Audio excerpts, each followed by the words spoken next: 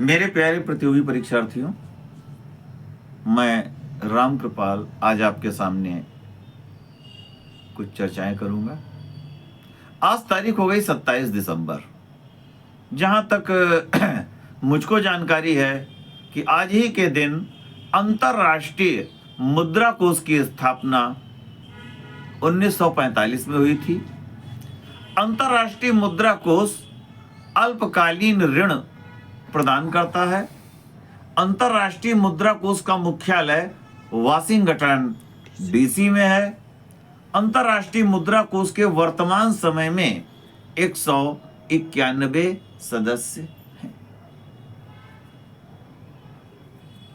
तो ये एक मेरे पास जानकारी रही। और अगर हम 1927 की बात करें तो 1927 में इंग्लैंड में इंडियन स्टैट्यूटरी कमीशन की स्थापना हुई थी, जिसका नाम उपनाम साइमन कमीशन था। इसका कारण है कि इसके अध्यक्ष सर जॉन साइमन थे। इस कमीशन में कुल 7 सदस्य थे। इन 7 सदस्यों में एक ऐसे भी सदस्य थे जो आगे चलकर इंग्लैंड के प्रधानमंत्री भी बने और उन्हीं के समय भारत को स्वतंत्रता प्राप्त हुई। वो थे मिस्टर क्लेमेंट एटली। इस कमीशन के सभी सदस्य अंग्रेज थे या कह सकते हैं गोरे थे। तो इस कमीशन का एक उपनाम व्हाइट मैन कमीशन भी है। साइमन कमीशन की स्थापना 1927 में हुई। साइमन कमीशन 1928 में भारत आया था। चूंकि कोई भारतीय न लिए जाने के कारण जगह जगह इसका विरोध हुआ था। अब ये तो लाहौर तो आप लोग बचपन से ही पढ़ते आए होंगे। लखनऊ में इसके विरोध की जिम्मेदारी श्री जवाहरलाल नेहरू जी को सौंपी गई थी और नेहरू जी का साथ दिया था श्री गोविंद वल्लभ पंत ने। इनके ऊपर काफी लाठियां बरसी गोविंद वल्लभ पंत जी के ऊपर। अच्छा, और 1930 में साइमन कमीशन ने अपनी रिपोर्ट सरकार के समक्ष प्रस्तुत की थी।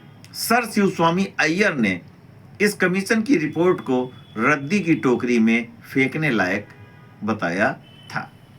खैर, वो जो कुछ था वही था। अब हर कमीशन अपने अपने या जो सरकारें होती अपने अपने हिसाब से काम करती हैं।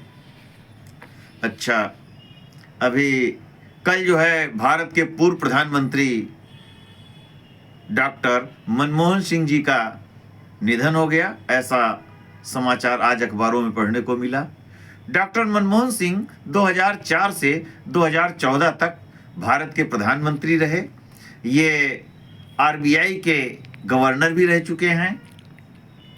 डॉक्टर मनमोहन सिंह का जन्म 26 सितंबर 1932 दिन सोमवार को पंजाब, जो कि अब पंजाब का वो इलाका यानी पश्चिमी पंजाब जो कि अब पाकिस्तान में चला गया है, वहां के गल बेहल नामक गांव में हुआ था। कहीं कहीं गांव का नाम गाह भी मिलता है। डॉक्टर मनमोहन सिंह जी ने इकोनॉमिक्स विषय को चुना। ये तो आप इकोनॉमिक्स विषय में इन्होंने परास्नातक किया और इन्होंने फिर पीएचडी भी की। इकोनॉमिक्स में पीएचडी की डिग्री भी ली। तो अब प्रश्न आ सकता है कि किस विषय वस्तु या टॉपिक पर डॉक्टर साहब को पीएचडी की डिग्री मिली थी। देखिए, विषय तो अर्थशास्त्र है, सब जानते हैं। लेकिन विषय में एक टॉपिक दे दिया जाता है। तो वो टॉपिक था भारत की निर्यात प्रतिस्पर्धात्मकता। एक बार फिर मैं बोल रहा हूं, भारत की निर्यात प्रतिस्पर्धात्मकता। इस टॉपिक को हिंदी में कहेंगे विषय वस्तु पर जो है इनको पीएचडी की डिग्री मिली थी। ये चर्चा हालांकि मैंने बहुत पहले कर दी थी जब मैं पढ़ाता था। तो 2004 में जो है मैं जब कंपटीशन की तैयारी करवाता था, तब जब डॉक्टर साहब प्रधानमंत्री बने थे तब मैंने चर्चा की थी। और अच्छा, और इनकी उपाधि क्या है? ब्लू टर्बन, क्योंकि नीले रंग की पगड़ी बांधते हैं। तो भाई हम उनको श्रद्धांजलि अर्पित करते हैं, डॉक्टर मनमोहन सिंह जी को। और चलिए आगे चलते हैं। अभी हाल ही में राष्ट्रीय मानवाधिकार आयोग के नए अध्यक्ष बन गए न्यायमूर्ति वी राम सुब्रमण्यम। और राष्ट्रीय मानवाधिकार आयोग के अध्यक्ष और सदस्यों का कार्यकाल 5 वर्ष या 70 वर्ष की आयु तक होता है, जो भी पहले पड़ जाएगा। हालांकि अगर 5 वर्ष की आयु है तो बढ़ाया भी जा सकता है, अगर 70 वर्ष नहीं है। लेकिन 70 वर्ष की आयु पर इनको हर हाल में सेवानिवृत्त कर दिया जाता है। ठीक। अच्छा, संत कबीरदास की शिक्षाएं किस ग्रंथ में है? बीजक। संत कबीरदास की शिक्षाएं बीजक नामक ग्रंथ में है। अच्छा, बीजक को किसने संकलित किया? बीजक को उनके किस शिष्य ने संकलित किया था? वो कबीरदास जी के शिष्य थे श्री भागोदास। बीजक को संकलित करने का काम किया श्री भागोदास ने। ठीक है। अच्छा, ये बताइए, एक आपने सुना होगा मलेज, हिंदी में एक शब्द है, या राष्ट्रीय गीत जो कहा गया, सुजलाम सुफलाम सुजलाम सुफलाम मलेज शीतलाम। तो मलेज माने क्या हुआ? मलेज, मलेज माने जो मुझको जानकारी मिल रही है, चंदन की सुगंध। इसका अर्थ हुआ चंदन की सुगंध। चलिए आगे चलते हैं। और भी कुछ अगर मेरे पास जानकारी आएंगी तो मैं आपके सामने शेयर करूंगा। अच्छा, विज्ञान के लिए समर्पित महाद्वीप किसको कहते हैं? विज्ञान के लिए समर्पित महाद्वीप, और उसको श्वेत महाद्वीप भी कहा जाता है। अंटार्कटिका। एंटार्कटिका। एंटार्कटिका महाद्वीप जो है इसको विज्ञान के लिए समर्पित महाद्वीप भी कहते हैं, और इसका एक उपनाम श्वेत महाद्वीप भी है। तो 1773 में जेम्स कुक ने इसकी खोज तो करी, लेकिन वो मुख्य भूमि तक नहीं पहुंच पाए। कौन नहीं पहुंच पाए? James cook. जेम्स कुक खोजी बहुत थे, और मुख्य भूमि पर, मुख्य अंटार्कटिका महाद्वीप की मुख्य भूमि को खोज करने का श्रेय किसको दिया जा सकता है? अंटार्कटिका महाद्वीप की मुख्य भूमि की खोज करने वाले प्रथम व्यक्ति कौन है? बता सकते हैं? प्रथम व्यक्ति थे मिस्टर फेबियन वेलिंग शॉशन। फेबियन वेलिंग शॉशन, ये प्रथम व्यक्ति थे जो मुख्य भूमि की जिन्होंने खोज की। अगर हम भारतीय की बात करें तो प्रथम भारतीय रामचरण जी थे। प्रथम भारतीय थे रामचरण जी। अच्छा, दक्षिणी ध्रुव तक पहुंचने वाले प्रथम व्यक्ति थे एमंडसेन, और प्रथम भारतीय थे डॉक्टर गिरिराज शिरोही। कहीं कहीं कर्नल जेके बजाज का भी नाम आ जाता है दक्षिणी ध्रुव की।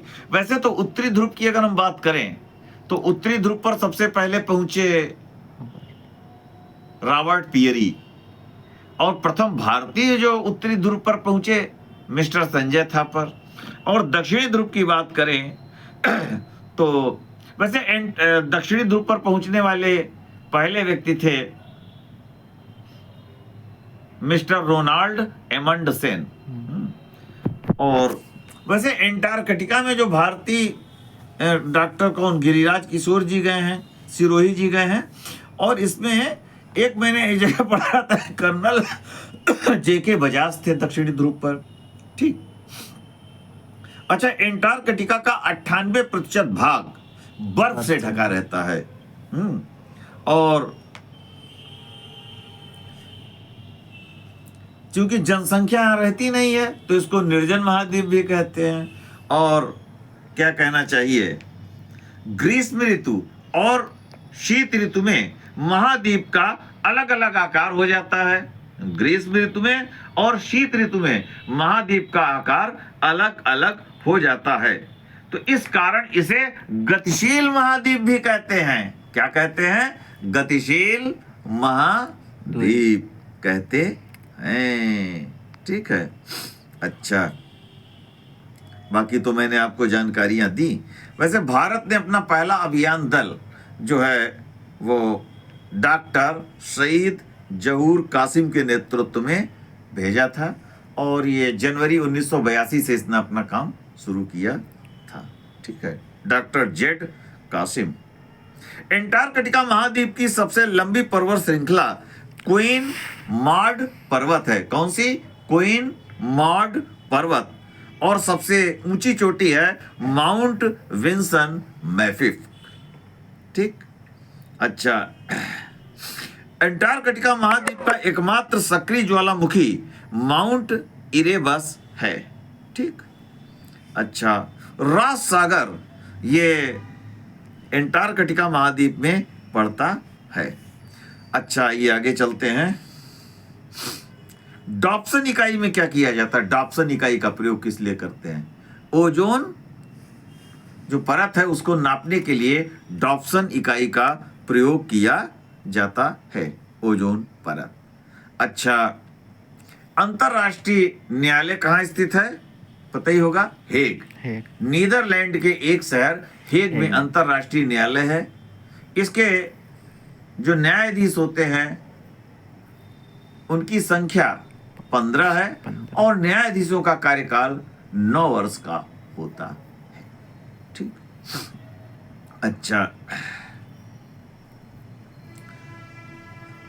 बेल्जियम की राजधानी है ब्रुसेल्स। मुद्रा है यूरो। यूरोपीय संघ का मुख्यालय बेल्जियम की राजधानी ब्रुसेल्स में है। और ये जो वाटरलू नहीं आपने सुना होगा, नेपोलियन बोनापार्ट जहां पराजित हुए थे, तो ये प्लेस भी बेल्जियम में पड़ता है। ठीक। अच्छा,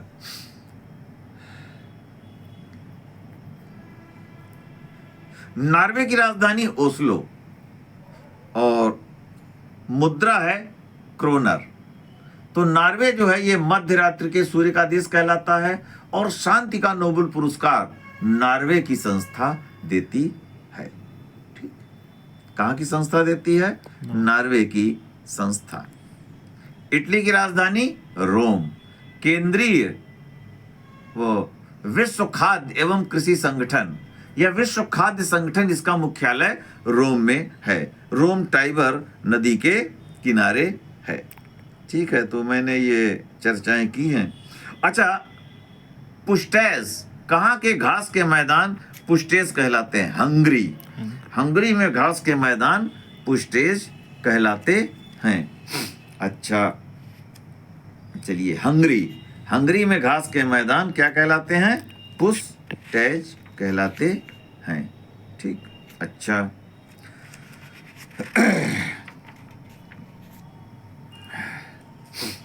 बैरोमीटर में क्या मापते हैं? वायु दाब। बैरोमीटर में वायु दाब का मापन करते हैं। किस तत्व को आवारा तत्व कहते हैं? हाइड्रोजन। हाइड्रोजन की खोज जो है 1766 में केवेंडिश महोदय ने की थी। अच्छा, पानी किसका मिश्रण है? पानी हाइड्रोजन और ऑक्सीजन। पानी जो है यानी जल जो है ये हाइड्रोजन और ऑक्सीजन का मिश्रण है। किसका मिश्रण है?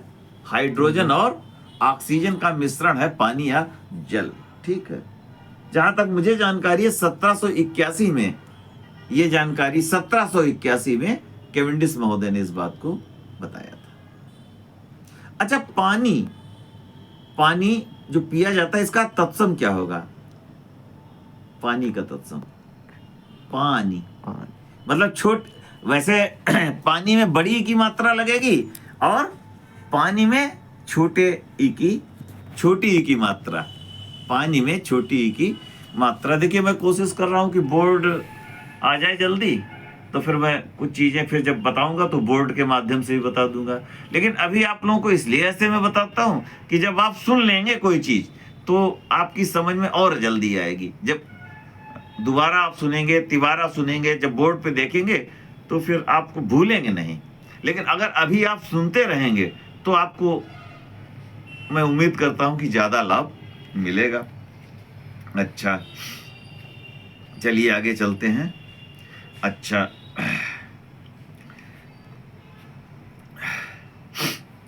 इस समय थोड़ा जुकाम वगैरह हो जाता है तो थोड़ा दिक्कत हो जाती है। चलिए, अच्छा, यामो पवन, यामो जो है, यामो नामक पवन, ये गर्म भी है और शुष्क भी है। यामो नामक पवन गर्म भी है और शुष्क भी है। तो ये किस देश में बहती है? अमेरिका। यामो नामक पवन गर्म भी है और शुष्क भी है। किस देश में बहती है? अमेरिका। हाँ, एक समय अमेरिका ने इसी पर अपना क्या गिराया था? परमाणु। जापान में चलने वाली गर्म और शुष्क हवा है या पवन है यामो। होन्शु होक्काइडो द्वीप यहीं पे है जापान में। हाँ, जापान में राजतंत्र भी है लेकिन चुनाव भी होते हैं। जापान के लोग जो हैं भाई टेक्निक में काफी आगे हैं। जापान एकमात्र एशियाई देश है जो विकसित देशों के संगठन G7 का सदस्य भी है। जापान ने तो एक समय कई देशों को हराया है, चाइना को हराया और रशिया को इसने कई बार पराजित किया। अच्छा, ये बताइए किस अधिनियम के द्वारा, ये अभी की बात है, बिल्कुल ज्यादा दिन नहीं, ज्यादा लगभग 4 साल हुए हैं, लगभग मैं कह रहा हूं, लगभग। अभी ये किस अधिनियम के द्वारा जो वो वोटर आईडी है, किस अधिनियम के द्वारा वोटर आईडी या मतदाता पहचान पत्र उसमें पत्नी के स्थान पर जीवन साथी शब्द का प्रयोग किया गया है? वो कौन सा अधिनियम है जिसमें पत्नी के स्थान पर जीवन साथी शब्द का प्रयोग किया गया है? मतदाता पहचान पत्र में ऐसा है। तो कौन सा मतलब अधिनियम है, किस वर्ष हुआ? देखें, इस अधिनियम का नाम है निर्वाचन विधि संशोधन अधिनियम 2021। निर्वाचन विधि संशोधन अधिनियम 2021 है, 2021। फिर एक बार बोल रहा हूं, निर्वाचन विधि संशोधन अधिनियम 2021। तो इसके द्वारा जो है मतदाता पहचान पत्र पर पत्नी के स्थान पर जीवन साथी शब्द का प्रयोग किया गया। निर्वाचन विधि संशोधन अधिनियम 2021। ठीक, अब इतना मैंने बता दिया तो आपको काफी कुछ याद हो जाएगा और फिर इसकी मैं चर्चा कर दूंगा। इसका अर्थ ये नहीं कि मैं आज कर रहा हूं तो आगे नहीं करूंगा। अच्छा, ये बताइए स्वतंत्र राज्यों का राष्ट्रकुल, स्वतंत्र राज्यों का राष्ट्रकुल, जरा पहले इसको भी जान लें। ये एक तो राष्ट्रमंडल है, राष्ट्रमंडल में वो देश है जो कभी न कभी इंग्लैंड के अधीन थे, लेकिन मैं बात कर रहा हूं स्वतंत्र राज्यों का राष्ट्रकुल। तो इसमें वो देश हैं जो कभी न कभी सोवियत संघ के अंग रह चुके हैं, सोवियत संघ के गणराज्य रह चुके हैं वो देश। बेलारूस। तो स्वतंत्र राज्यों का राष्ट्रकुल, इन लोगों ने मतलब उससे अलग होने के बाद भी संगठन बनाया। तो इनका मुख्यालय कहां पर है? क्या बोला आपने? बेलारूस। हाँ, बेलारूस सही है, बिल्कुल देश का नाम आपने बिल्कुल सही बताया। बेलारूस की राजधानी मिन्स्क। बेलारूस की राजधानी है मिन्स्क। ठीक। अच्छा, एक चीज और बताइए, इसी से मिलता जुलता प्रश्न है कि संघाई सहयोग संगठन का 10वां सदस्य कौन बना? बताएं। बेलारूस, जिसकी राजधानी मिन्स्क। संघाई सहयोग संगठन के सदस्य मालूम है आपको?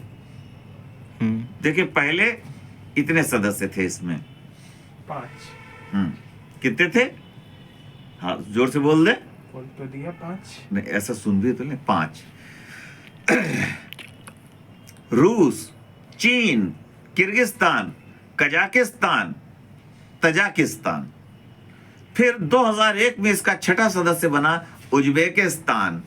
फिर आगे चल के भारत और यानी 6 देश सदस्य हुए। फिर भारत पाकिस्तान इसके सदस्य हो गए तो 8 सदस्य हो गए। फिर इसका 9वां सदस्य कौन बना? बेलारूस। नहीं, 9वां सदस्य बेलारूस तो 10वां है भाई। अच्छा, 10वां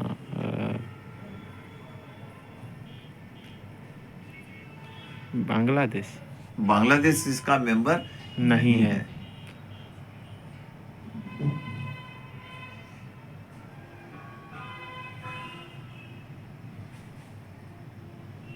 उस देश में पारसी मत का उदय हुआ। ईरान। इराक नहीं, ईरान। पुराना नाम फारस। तो 9वां सदस्य बना ईरान, राजधानी तेहरान आप जानते होंगे। और 10वां इसका सदस्य बनता है बेलारूस, जिसकी राजधानी है मिन्स्क। ठीक, चलिए आगे चलते हैं। देखें, कंपटीशन यही होता है कि प्रश्न में प्रश्न अपने आप निकलते रहते हैं। ठीक, अपने आप निकलते रहते हैं। अच्छा, आइए।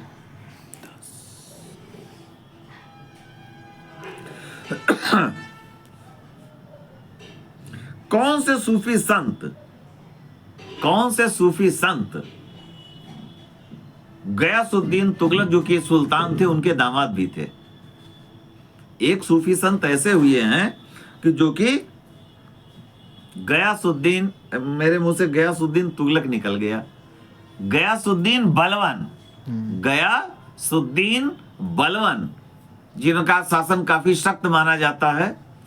और फिर इस अगली मतलब उनके ऊपर अलग से ही चर्चा करनी पड़ेगी, लेकिन मैं तो हल्की चीज बता रहा हूं।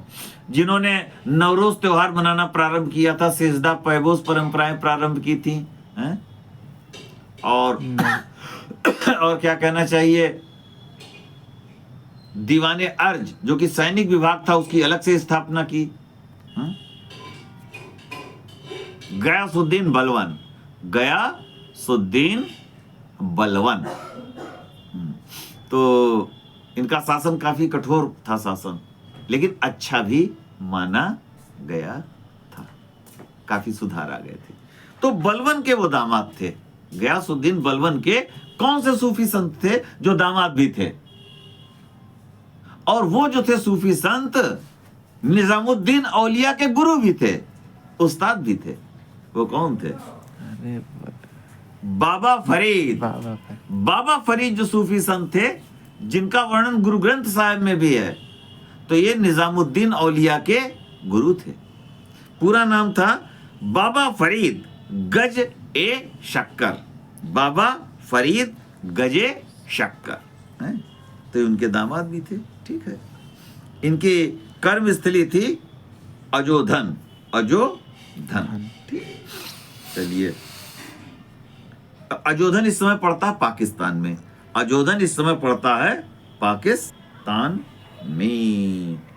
अच्छा, चलिए।